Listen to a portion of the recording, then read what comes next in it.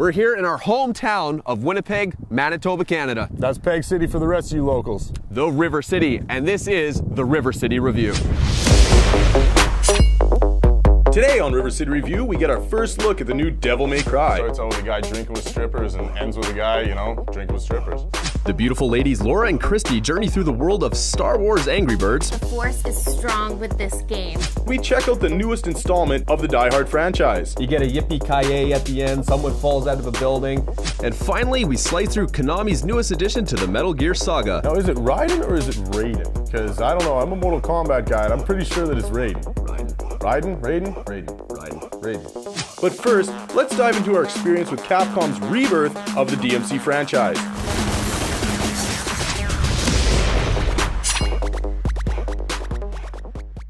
Welcome to River City Review, Winnipeg's premier spot for video game reviews. I'm your host of the show, the always professional Cameron Hall. And I'm half man, half amazing, Nick Clark. Today we're going to be talking about the brand new entry into the Devil May Cry series, DMC Devil May Cry. Gotta love a remake of a remake, or apparently that's what Hollywood does. Yeah, pretty much. Basically what they did is they said, we made the first 4 games, but you know what? We're going to make something brand new and take Dante back to his roots and restart this series off. Yeah, I mean, they've taken a lot of the old aspects out of the old Devil May Cries, but they've revamped it into a more, what I would say, a North American version.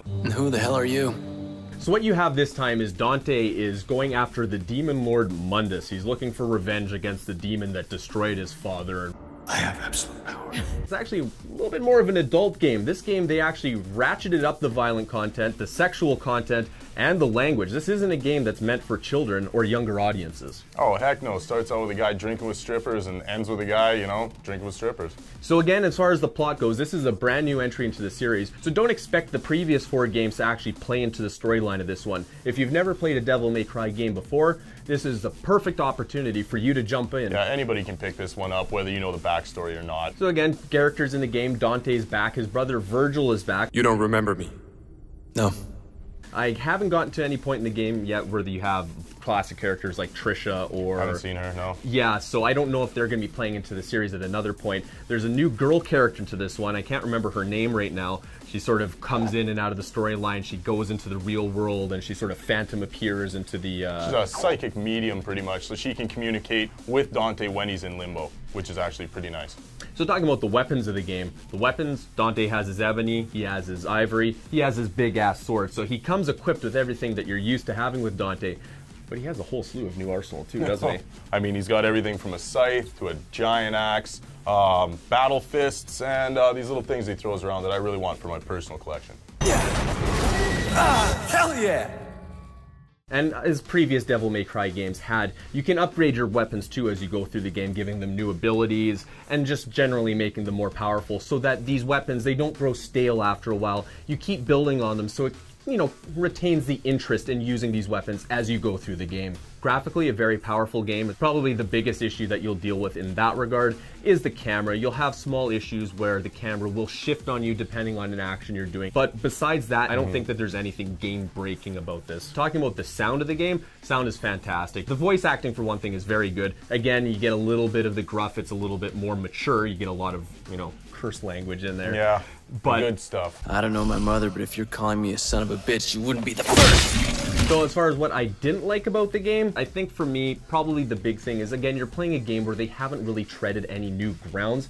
There's nothing revolutionary about the game. But it is extremely enjoyable if you're just going to pick it up and play it. It's just a nice fresh look at a classic game. DMC is a finished game. It's something that you can definitely enjoy. As a score, I'm going to give this game an 8.5 out of 10. Well, I'm going to give the game an easy 8, mainly because I'm very picky when it comes to a lot of stuff. But gameplay, that's solid. I think it's definitely worth your time and your money to pick it up. Enjoy DMC.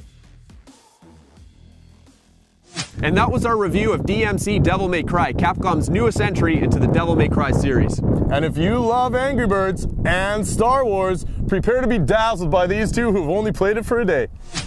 Hey guys, I'm Laura, this is Christy. Today on River City Review, we're talking about Angry Birds Star Wars. What did you think about the game? I thought it was great. I mean, it starts off with the theme song, of course. It's a classic. Everyone knows it.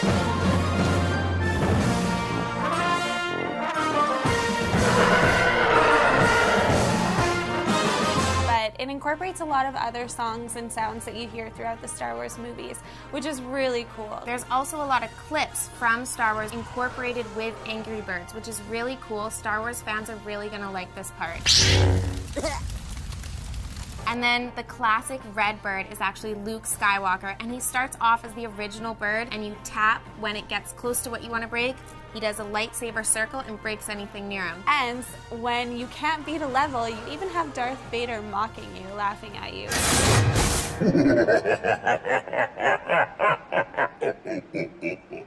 So Laura, what would you rate the game out of 10? I gave this game a 9 out of 10. I gave it a 9 because really any age group can play this. There's so many different elements incorporated. The Star Wars thing puts it over the top. I really think this is the best Angry Birds yet. What did you give it, Christy? I gave it an 8.5. I thought it was a great game. It was a lot of fun, especially incorporating Star Wars into Angry Birds. The only thing I didn't like was the camera control, which was okay. It was just a little hard. So that's it for Angry Birds Star Wars. I'm Laura. This is Christy. Thanks for tuning in, and we'll see you next time. Bye, guys. And that was Laura and Christy doing what they do best, looking good on camera and talking at the same time. What do we got coming up next here, Cam? Up next, we got a review of the newest installment in the Die Hard movie franchise, A Good Day to Die Hard.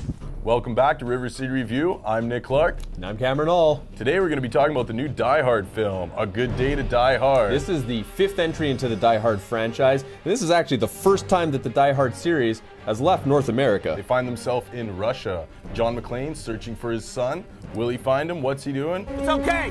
I'm fine, thanks. John McClane. Can you tell us a little bit about him, if for our folks at home who don't really know too much about this ass-kicking man of action? Well, John McClane is a legend as far as movie action heroes goes. Again, this is the 5th movie in the Die Hard franchise. Die Hard goes all the way back to, I believe, 1982, 1983 is when the first movie came out. Back when Bruce Willis was a young, fresh-faced movie actor taking on Alan Rickman, throwing him off a building. And hence we have 30 years of history of Die Hard later. We are at the newest movie in the series, A Good Day to Die Hard. Nothing but guns, breaking glass, explosions, and killing people, just like John McClane does. Yeah, basically Jack McClane ends up being a CIA operative, and his dad has to save his ass from a whole bunch of Russian mobsters and ex-political figures. They're trying to make a name out of themselves, and again, this is a Die Hard movie. It's all about the money. Oh, it's clearly about the money in this one. And for the budget that Mr. Moore had on this, he definitely used all of it. In watching the film, it really felt like the director, Mr. John Moore, was looking for an excuse to blow up as much stuff in Eastern Europe, Russia, the Ukraine as humanly possible. Oh, definitely. I found reasons to blow stuff up just by watching this movie.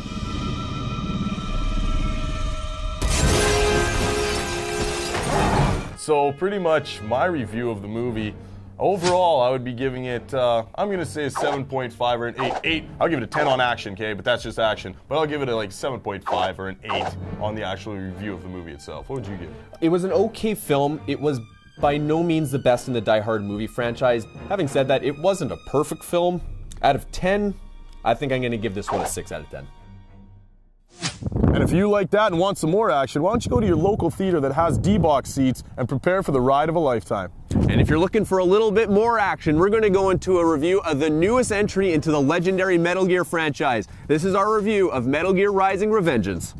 Welcome back to River City Review. We're here today at Microplay 1034 Meadowwood, and we're reviewing the brand new Metal Gear game, Metal Gear Rising: Revengeance. Yeah, it's for all the platforms, whether it be PlayStation 3 or Xbox 360. Now, you can pick up this game for about $59.99 for the regular edition of the game. You can also get a special Steelbook edition of the game if you're lucky enough. Now, this is the brand new entry into the Metal Gear game, and this is a brand new game entirely. This isn't like the Metal Gear Solid games. This is a full-on action game. This game stars Raiden. You haven't seen Raiden since Metal Gear Solid 2: Sons of Liberty. And Raiden has a few new tricks up his sleeve since that last adventure. I mean, I saw the whole sword attached to your boot thing, but what else did Raiden do? Raiden actually has a whole bunch of new tricks. Basically, the whole thing is action-oriented. You use your sword to basically go through this game to cut up virtually anything that you can get at. And when I say virtually anything, I do mean anything. Yeah, I mean, I only saw 2 things that Cam couldn't cut the crap out of.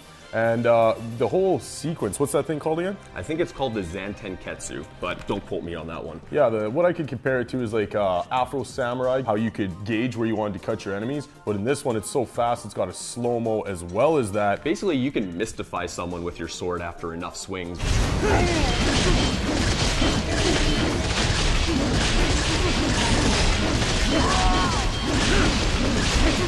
Now basically this game takes out all the stealth elements of previous Metal Gear games. Now this game, again, it's very action oriented, and one of my favorite spots of the game is actually right at the beginning of the game when you get to fight a Metal Gear Ray. This is one of the Metal Gears from the previous game, and you take this thing down with nothing but a sword.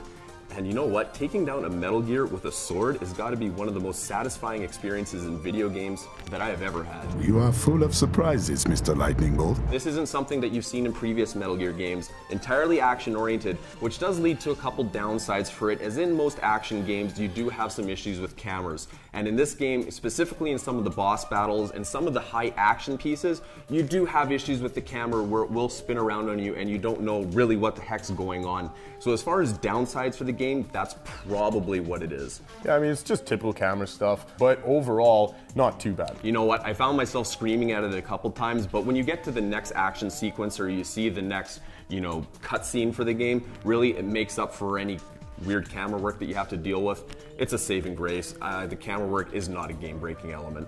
No, and coming back into that, the cinematics for this game are unbelievable. Oh, absolutely. Dealing with any Konami game, any Metal Gear game, you know that the visuals for the game is going to be out of this world good.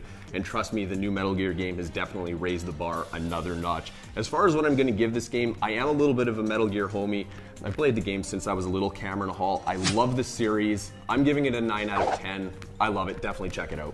I'm going to give it an 8.5 because I need to steal it from Cam's house and play it a little bit more. So you guys can just write him an email, distract him for a second, I'll grab it and get out of there. That was our review of Metal Gear Rising: Revengeance. We're here at Microplay, 1034 Meadowood in St. Vital, where you can come on down and pick up your own copy of Metal Gear Rising: Revengeance. And that was our show for this week. And next to me, I got my man, Cameron Hall. This is my partner in crime, the half-a-man, half-amazing, Nick Clark. And if you liked what you see, tune in next week. Here on River City Review, Winnipeg's premier spot for pop culture reviews.